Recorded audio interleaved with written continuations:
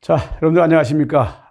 경비법 강의를 맡은 곽순관 교수입니다. 오늘은 이제 기출문제 풀이에 앞서서 OT, 오리엔테이션 설명을 간단하게 드리도록 하겠습니다. 제 소개를 간단하게 드리면, 저는 이제 경희대 법대를 80년대에 졸업을 했고요. 또 경찰 간부고생 아시죠? 경찰 간부고생 29기를 졸업을 해서 81년 3월에 경희로 인관해서 경찰 생활을 했습니다. 경찰 생활에서 제가 20여 년밖에 생활을 못했어요. 그래서 총경으로 2001년도에 명퇴를 했습니다. 그 이후에 또 삼성생명 본사의 보험사기 조사부장, 여기서 만 9년을 또 보험사기 조사 업무를 또 만 9년 업무를 맡았습니다. 일반 경비 지도사 자격증은 13회 때 2011년도 12월 때 경비도사 자격증을 취득을 했습니다. 이때는 뭐 지금처럼 커트라인이 좀 낮았던 것 같아요. 예, 지금 아마 커트라인 높아서 여러분들 많이 걱정되시죠? 또 남성호 시형전문학교라고 신서동에 있는 2년제 학전제 전문학교, 그 경찰행정학과에서 또 4년간 또 강의를 했고요. 또 신안산대학에서 또 경찰행정학과에서 경찰 수사 업무를 제가 강의를 또 1년 동안 했습니다. 또 한국경비조사협회에서 부회장직을 4년간 역임을 했습니다. 현재는 경제협회 이제 지도위원으로 활약을 하고 있고요. 일반 행정사 사무소를 6년째 개소해서 운영을 하고 있습니다.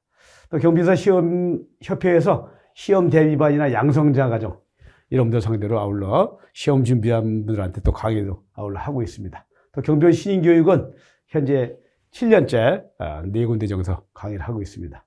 또 경비사 시험 준비 과정이라 해서 수레평성교육원에서 1차 과목 같은 걸 맡아서 또 강의를 하고 있습니다. 자, 먼저 이제 경비업법, 뭐 공부하신 분들 다 나름대로 어떻게 공부하는 요령은 다 터득하고 계시죠. 근데 제 이제 개인적인 뭐 사견일 수도 있고 또 강의를 여러 번 하다 보니까 이런 마음 자세로 공부하시는 게 좋지 않겠나 그런 관점에서 얘기를 드립니다. 뭐 각자 개성이 있어서 틀리지만은 참고로 하시면 되겠습니다. 자, 시험에 임하는 자세. 시험 아까 말씀드렸지만 작년에 커트라인이 얼마였습니까? 97.50이었죠. 예, 역대 최고 높았어요. 자, 이제는 시험을 준비할 때 경비업법 같은 경우는 특히 만점을 받아야 됩니다. 거기서 하나, 두 개 실수한다? 그럼 어렵겠죠. 그래서 만점을 목표로 해서 하기 때문에 나름대로 이만 자세를 한번 설명드리면, 자, 경비업법은 시험이 쉬워서 어렵다. 이게 무슨 말이야? 시험이 쉬워서 쉬우면 쉬운 거지.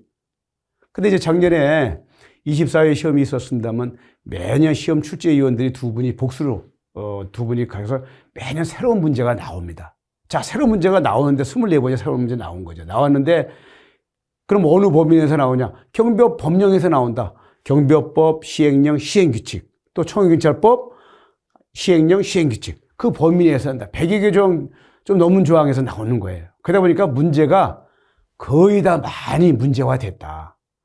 그래서 법령 같은 경우는 실제로 이 어느 한 일정한 틀 속을 있지 않습니까? 그러니까 그 속에서 문제가 많이 나오다 보니까 기출문제 풀어보니까 쉬운데?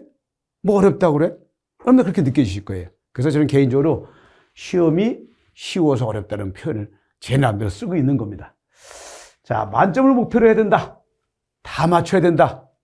특히 경비법은 뭐 총경찰법 13문제 포함해서 40문제입니다만 다 맞춰야 된다는 걸 여러분들이 하셔야 된다. 그래서 한두 문제 정도 실수 용인되지 않는다. 작년 같은 경우 특히 더하죠.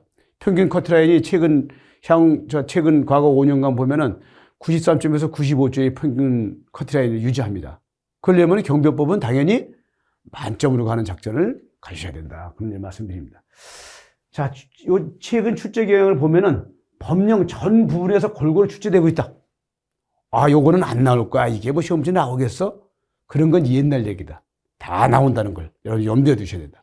어떤 것든지 문제로 바뀔 수가 있다는 걸 여러분들이 염두에 두셔야 되겠죠.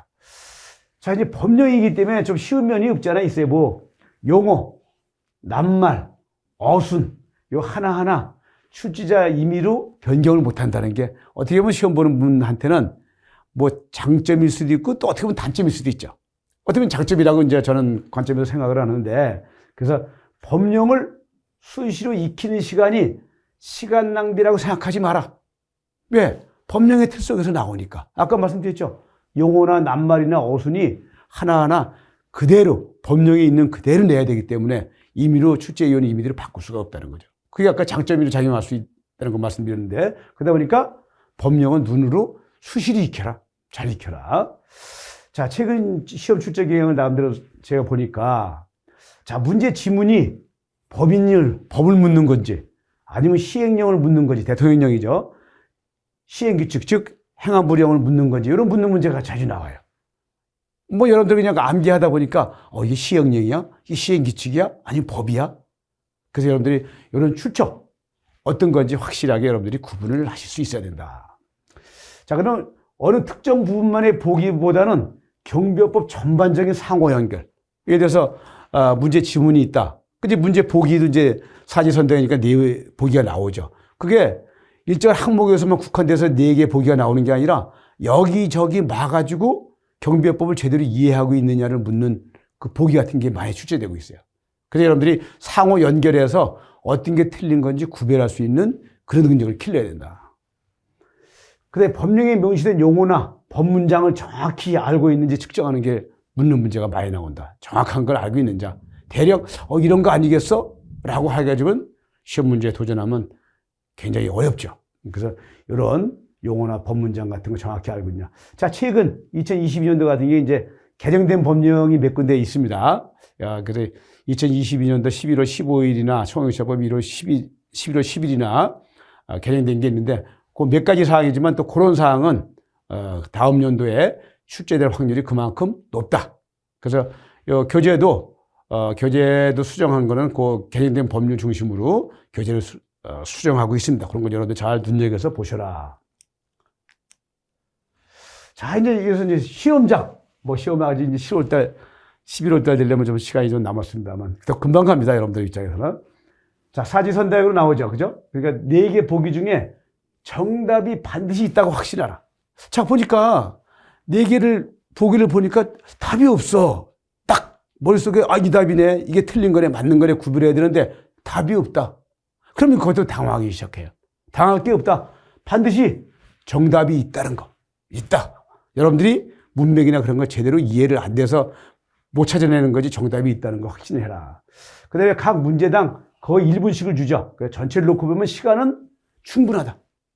당황하실 필요 없다. 여러분들이 이제 나중에 그 옮기는 시간만 답안지에다 옮기는 시간이 약 10분 정도만 남겨놓으면 나머지 자기 시간이죠. 그래서 1분을 보면 적을 수도 있지만 또 금방 풀 수 있는 문제들이 있잖아요. 40문제 중에서 보면. 그래서 그런 걸 차원에서 시간에 대해서 너무 충분하지 않다. 긴장하실 필요 없다. 그런 말씀을 드리고 싶습니다. 근데 문제 지문이 무엇을 묻는지 정확하게 인식해라. 몇 번이고 읽어라.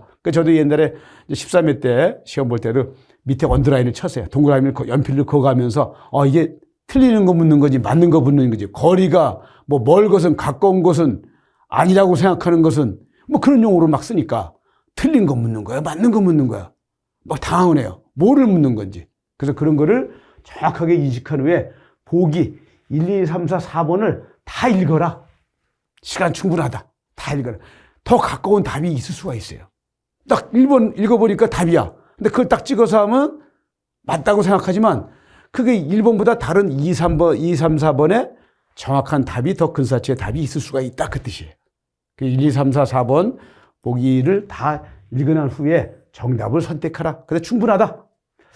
그럼 시험 볼 때 보면 다른 수험생들이 의식하는 경우가 많이 있어요. 저런 사람은 벌써 문제지 넘기는 시간이 막 소리가 나고 그래요. 다 한 것 같기도 하고 여유 있는 것 같아. 딴 사람들은. 그런 거 신경 쓰지 마라. 여러분들. 즉 자신한테만 주어진 시간이다라는 생각 가지고 그런 게 유념해서 하시면 될 것 같습니다.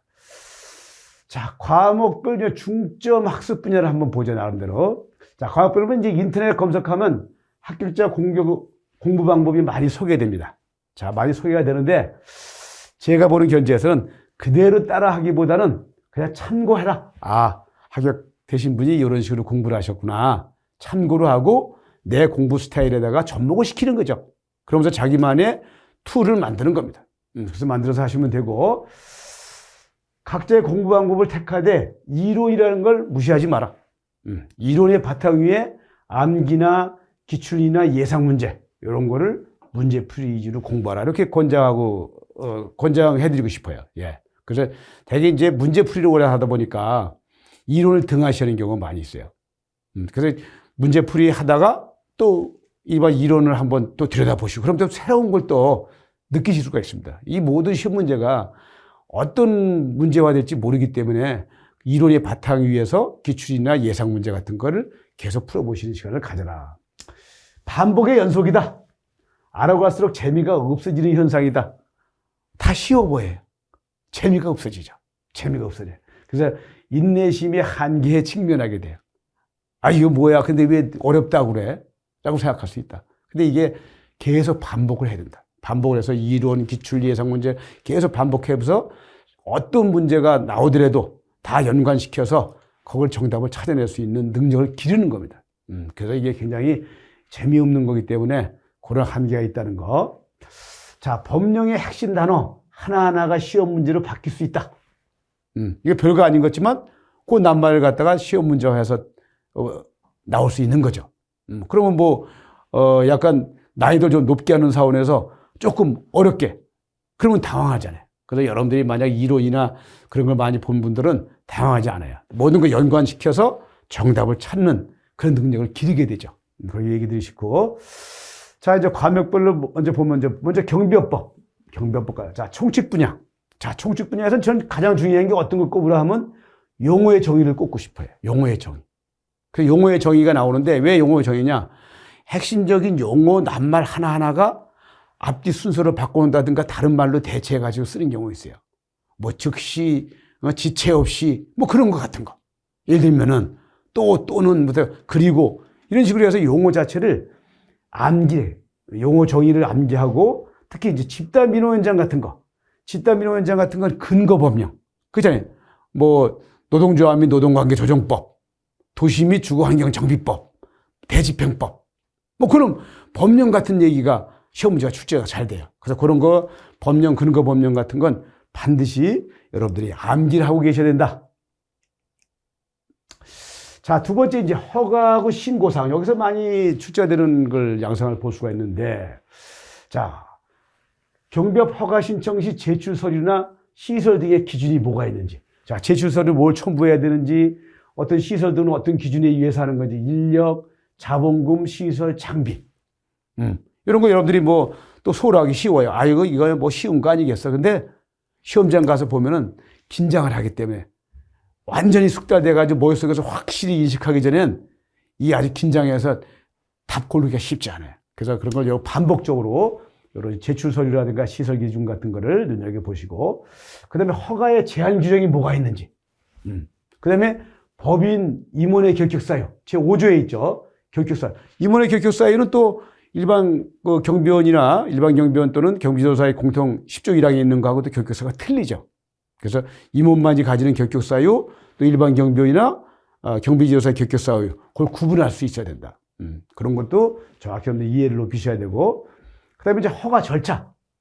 허가 절차가 나오죠. 그죠? 이제 법인을 먼저 설립을 해서 쭉 허가를 합니다. 그러면 거기 또 용어가 아까 말씀드렸지만 또는이라는 용어, 지체 없이, 거쳐. 이 법령에 있는 용어 그대로 사용해야 돼요. 시험 문제는. 다른 걸로 바뀌면은 그 시험 문제에 문제가 생기는 거죠. 그래서 이런 용어 하나하나 중간에 우리가 볼 때 뭐 지체 없이나 빨리나 즉시나 똑같은 용어잖아요. 그렇지만 법령은 지체 없이면 지체 없이를 해야 된다. 그리고 이런 거 여러분들이 잘 인식을 하시기 바랍니다. 그 다음에 시도경찰청장이 경비업 허가할 때 검토 확인할 사항이 있죠. 뭐 신용 같은 거, 예를 들어서 신용 같은 것도 검토 사항에 들어가요. 뭐 이런 거 같은 걸 또 등한시하면 또 기억이 안 나는 경우도 있습니다. 그래서 시도경찰청장이 허가를 내줄 때 뭐를 어떤 기준에 의해서 해야 되는지, 뭐 신용을 예를 들었습니다만 이런 것도 한번 보시고. 자, 수수료. 요것도 뭐 시험 문제에 나기는 좀 그렇죠. 그렇죠. 수수료 문제도 간혹 나온다. 예를 들어서 허가시 같은 경우 이제 그 다음에 갱신, 뭐 추가 허가든 변경 허가든 갱신 허가든 허가할 때 얼마냐? 수수료가. 뭐 그런 거 같은 거. 그 다음에 경비조사 시험에 응시한다. 수수료가 얼마냐? 또 과혼합. 돈을 더 냈다든가 잘못 냈다. 환불 규정은 어떻게 되어 있느냐? 이런 것도 규정을 해야 돼요. 그래서 뭐 20일 전에 시험을 접수했는데 취소했다. 20일 전 같은 건 전액 환불을 해줘야 돼요. 근데 10일 전에 시험 접수를 취소했다. 그건 100분의 50만 환불하게 돼 있죠. 뭐 그런 거 문제 같은 거를 단순하지만은 쉬운 것 같지만은 여러분 건으로 만들어야 된다. 허가 후에 또 시도 절차가 등한테 신고해야 할 사항. 신고해야 할 사항하고 기간. 어떤 경우는 7일 만에 신고해야 되고 어떤 경우는 30일. 7일 만에 신고하는 건 몇 개 안 되죠. 또 30일 만에 신고해야 되는 거. 이거 구분해야 돼. 7일하고 30일. 이런 거. 이런 그대로 이거 신고 내용하고 기간하고 여러분들이 구분해서 암기라고 계셔야 된다. 그 다음에 허가가 이제 신규 갱신 변경 시 제출해야 되는 서류. 다 틀리죠. 제출 서류 같은 첨부 서류죠. 그런 것도 구분하셔야 되고. 또 집단비료원장의 배치 불허가 사유. 그죠? 집단비료원장은 여러분들 아시지만 배치하기 48시간 전에 누구를 배치할 건지 배치할 명단을 첨부해서 관할 경찰 관서장한테 배치 허가를 신청하게 돼 있죠. 그럼 관서장이 거기서 모든 거 확인을 하는데 배치 신청 불허가 사유가 있습니다. 법에.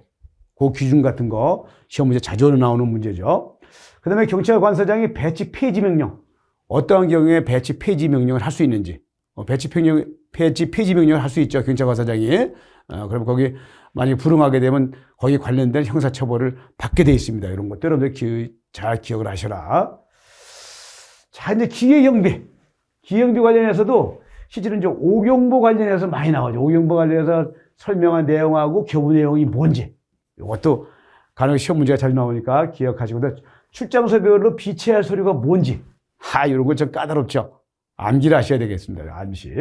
자, 이제 경비원 관련해서도 일반 경비원 결격사유 관련해서 경비조사하고 공통입니다만 이것도 여러분들 암기를 하시고, 특수경비원의 신인교육 과목이라든가 시간, 과목 같은 거 참 헷갈립니다. 이런 것도 한번 기억하시고, 특수경비원의 의무 아니면 결격사유 이런 것도 한번 보시고, 경비원이 휴대장비를 구체적으로 이제 기준, 특히 이제 숫자로 명시된 기준 같은 게 있죠. 그런 걸 명확하게 암기를 하셔야 되고, 특수경비원의 무기휴대 및 무기사용 기본원칙. 자, 무기사용 관련해서는 이제 경찰청에 주관하는 시험 문제가 되다 보니까 이런 무기사용에 대해서 아주 민감하고 시험 문제가 자주 나오는 거죠. 그래서 이런 무기사용 기본원칙하고 안전수칙 같은 거. 그 다음에 특수경비원 무기관리수칙, 무기관리수칙. 다 아시는 것 같지만 막상 시험장 가면 긴장한다 그랬어요. 그래서 여러분들 것으로 만들려는 건 계속 반복해서 공부를 하셔야 된다. 그 다음에 이제 경비업자 관련해서 경비업자. 자, 일반 경비업자면 특수경비업자의 의무가 있죠. 경비업자가 주어진 의무가 있습니다. 그 다음에 경비 업무 도급인한테 주어진 의무가 있어요. 이것도 여러분들 기억을 하시고, 또 시설주라든가 관리 책임자의 무기관리 수칙. 이건 또 특수경비원하고 또 틀리죠. 이건 이제 관리하는 사람 입장에서의 관리 수칙이 또 시행규칙에 명시되어 있습니다. 이런 걸 잘 기억을 하시고, 특수경비원 무기 지급 제외자. 자, 어떤 경우에는 뭐 형사처분 받고 징계 대상이 된 사람, 뭐 사회표가 몇 가지 있죠. 이런 지혜자 같은 거. 그 다음에 이런 회수 대상자가 뭔지. 청호경찰하고는 구분이 됩니다. 여러분들 청호경찰은 더 복잡해요. 더 많아요. 항목이. 근데 이번에 이제 작년에 개정이 돼서 좀 주의사항이 사항이 있습니다만, 청호경찰하고 또 특수경비원하고는 좀 차이가 있다. 똑같다고 생각하지 마시고 이것도 구분하는 거 자, 판단하시고, 또 특수경비원 교육기관 시설이라든가 강사 기준도 아마 작년 12월 달에 바뀐 내용이 좀 일부 있습니다. 경력을 산정한다는 기준이 좀 바뀌었는데, 그런 거 바뀐 것 같은 거 충분히 여러분들이 이해를 하셔라. 또 특수경비원 비치할 부책이라든가 서류, 그다음에 시설주라든가 관할경찰서장이 비치할 서류 같은 거, 또 특수경비업자가 할 수 있는 영업, 이런 걸 여러분들 기억을 하셔야 된다. 그 다음에 경비지도사, 1차 시험 변제 대상자가 누군지, 그 다음에 경비지도사의 의무가 있죠. 경비지도사의 의무 같은 거 암기를 하셔야 되고, 또 경비지도사 선임 배치 기준이 있습니다. 그 다음에 경비지도사가 어떤 경우에 자격이 취소되고 어떤 경우에 정지가 되는지 이런 기준 같은 거 여러분들 하시고, 또 이 경비협회에 관련한 경비협회 업무가 뭔지, 이것도 자주 나오는 문제예요. 경비협회가 하는 일이 뭔지, 그 다음에 공제사업 내용이 뭔지, 이런 거 구체적으로 묻는 문제가 나옵니다. 그래서 이런 거 여러분들이 암기를 하셔야 되고, 또 이제 경비법 마지막으로 행정처분이라든가 벌칙이나 과태료 관련되는 거, 개별 기준이라든가 경비여사 행정처분 기준, 벌칙, 뭐 이런 게 많이 나오죠. 또 과태료 상한액 500만 원 이하, 3천만 원 이하 같은 거 구분이 있죠. 이런 부가 기준 같은 거. 이런 거 여러분들이 암기를 하셔야 된다. 암기할 때 참 이렇게 이제 어려운 문제들입니다. 여러분들. 그래도 자꾸 눈에 익히시면은 익혀진다. 하게 되어 있습니다. 자, 이제 총균차법, 총균차법을 볼까요? 총균차법은 배치 대상이나 직무나 임용 자격, 임용 결격 사유. 이거 여러분들 잘 기억을 하시고, 또 임용 승인 신청할 때 첨부할 서류가 뭔지, 또 총경찰의 교육 과목이라든가 수업 시간은 어떻게 되는 건지, 또 총경찰의 경비, 여기서 경비는 돈입니다. 급여 얘기하는 겁니다. 그래서 보상금 지급 시 관련되는 법령 같은 거, 어떤 법령의 기준에서 보상금을 지급해야 되는지 이런 거 여러분들이 기억을 하셔야 되고, 국가기관 또는 지방자치단체에 근무하는 총경찰 보수. 자, 이 국가기관이나 지방자치단체에 근무하는 총경찰 이외하고 이런 보수가 체계가 틀려요. 이런 거하고. 그래서 이거는 거의 공무원에 준해서 하기 때문에 어떤 규정에 의해서 보수가 지급되는지 그런 거 여러분들이 기억을 하시고, 그 다음에 징계. 자, 총경찰의 징계는 5가지가 있죠. 파면, 해임, 정직, 감봉, 견책. 그 5가지 종류 같은 거 기억하시고, 그 다음에 대여품이 뭐가 있는지. 대여품은 여러분들 아시지만 쓰다가 내가 퇴직하면 반환하는 거예요. 누구한테? 청원주한테 반환하는 거죠. 그래서 경찰봉, 허리띠 경찰봉, 뭐 가슴 표장, 분사기, 포승, 뭐 그런 거에서 5가지 같은 게 대여품이 있습니다. 이런 걸 여러분들이 기억을 하셔야 된다는 거. 또 총경찰이 배치라든가 또는 인원 감축하는 경우, 어떤 경우에 이제 퇴직하는 기준이 있죠. 당연퇴직 기준에 이런 기준 같은 거 한번 확인하시고, 자, 당연퇴직 규정이 조금 당연퇴직 얘기를 했습니다만 작년에 11월 15일자로 개정된 법률이 있습니다. 무조건 임용 결격 사유에 해당되면 퇴직 사유에 하는 걸로 되어 있는데 이거를 구체화시킨 거예요. 구체화시켜서 총경찰법뿐만 아니라 일반 총경찰법, 경비법에도 이 구체화시켜서 한 법령이 개정됐습니다. 작년에. 이번에 교조에 상세하게 기록을 했습니다만 이런 것도 여러분들이 또 시험 문제로 나올 확률이 높기 때문에 잘 기억을 하셔야 된다. 근데 감독자 지정 기준. 자, 뭐 경비원이 총경찰이 몇 명에 따라서 단장은 몇 명이고 조장은 몇 명이고 그런 감독 기준이 있잖아요. 그런 거 여러분들이 암기하지 않으면 맞히실 수가 없어요. 예, 그런 거 잘 기준하시고. 그 다음에 청원주의 무기관리 수칙. 뭔지. 그 다음에 무기나 탄약 지급 금지 사유가 많아요. 총경찰은. 최근에 또 개정된 것도 있습니다. 일부 삭제한 부분도 있고 또 새롭게 신설된 부분도 있기 때문에 이런 최근 개정된 법률 같은 걸 여러분들이 것으로 만들어야 된다. 그다음에 비치 부책 서류라든가 과태료 부과 사유 같은 거, 금액 이런 걸 여러분들이 하나하나 빠짐없이 암기를 하시기 바랍니다. 자, 마지막으로 이제 맺는 말. 제가 이제 뭐 20여 분을 거쳐서 여러분들 설명을 드립니다만 어떻게 보면 제 주관적인 거일 수도 있어요. 여러분들 나름대로 또 공부하는 방법이라든가 여러 가지 노하우 그걸 가지실 수 있는데, 자, 시험에는 왕도가 없다. 왕도가 없어요. 특히 경비법에는 경비법 시험 더욱 그렇죠. 즉 아시지만 이론, 기출문제, 예상문제 이걸 계속 연속해서 반복해서 시험 당일까지 하는 인내에 도전하는 먼 여정이다 이렇게 표현했습니다. 계속 반복되는 겁니다. 어떻게 보면 다 알 수 있는 문제고 쉬운 문제. 그렇지만 계속 그렇다고 해서 방치하면 안 되고 다시 처음부터 이론, 기출문제, 예상문제를 계속 반복해서 법령 눈에 익히고 그런 걸 하셔야 된다 그런 얘기입니다. 그래서 저도 지인사 대천명이라는 용어를 참 좋아해요. 저도 뭐 맨날 이제 대학 다닐 때나 간부고생, 경찰 간부고생 들어가기 전에도 공부하면서도 또 경찰에 들어가서도 승진시험 공부를 계속했습니다만 이 말을 전 굉장히 좋아해요. 자기 노력한 것만큼 그 대가를 따라온다 그 뜻이죠. 근데 노력하지 않고 대가가 없다. 그죠? 자, 열심히 노력한 결과물이다. 뭐가요? 합격이라는 거죠. 합격. 그래서 금년 제25회 경비대사 시험에 반드시 합격이라는 영광을 함께 하실 거다. 여러분들 그런 각오를 가지고 공부를 하셔야 된다.